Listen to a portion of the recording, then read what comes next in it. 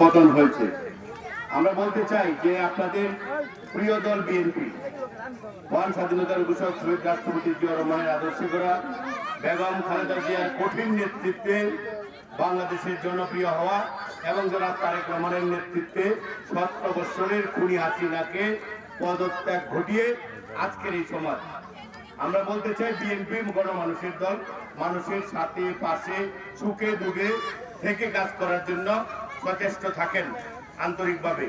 আজকের এই খেলাটি প্রমাণ করে যে জনাব তারেক রহমান দেখেছিলেন যে 17 বছরে যুব সমাজকে ধ্বংস করে দিয়েছে, ছাত্র সমাজকে ধ্বংস করে দিয়েছে। এটাকে রক্ষা করতে হলে খেলাধুলার দিকে মাঠে ঘাটে খালি জায়গায় ছেলেদেরকে নিয়ে নামতে হবে এবং মেয়েদেরকে পাশাপাশি ইনডোর গেম এবং অন্যান্য খেলাধুলায় অংশগ্রহণ করাতে হবে।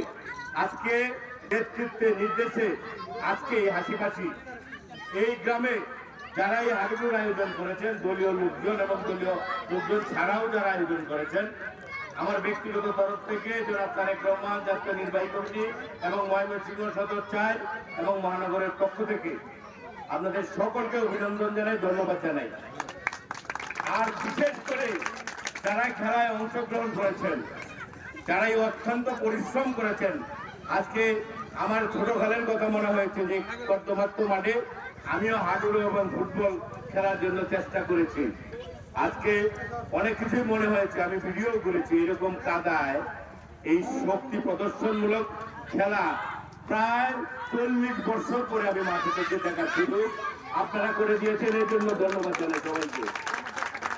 খেলায় জয় লাভ করাই বড় কিছু না, খেলায় অংশগ্রহণ করাই সবচেয়ে বড় মন মানসিকতার উচ্চতার পরিচয়।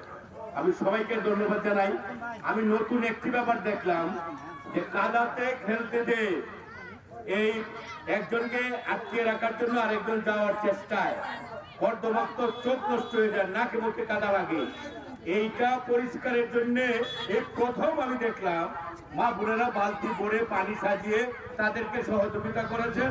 আমি মনে করি এই যুগের একটি উত্তম কৌশল এবং সহযোগিতা। এমনও তো হতে পারতো যে মা বোনেরা খেলা দেখে চলে যেতে পারতো, কিন্তু খেলাটা উপভোগ করার জন্য তাদের নাক মুখ চোখ পরিষ্কার করে আবার প্রতিযোগিতায় নামার জন্য যে সুযোগ করে দিয়েছেন।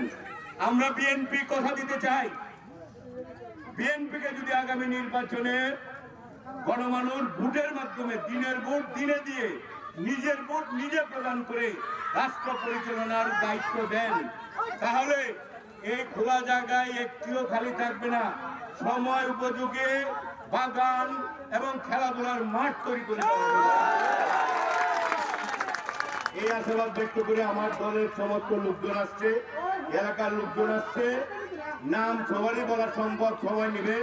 আপনারা খেলোয়াড়রা পরিশ্রান্ত এবং আয়োজকরা তার চেয়ে বেশি পরিশ্রান্ত, এই কারণে আমার টিম জিতবে একটা কাজ করে আমি আপনাদেরকে অভিনন্দন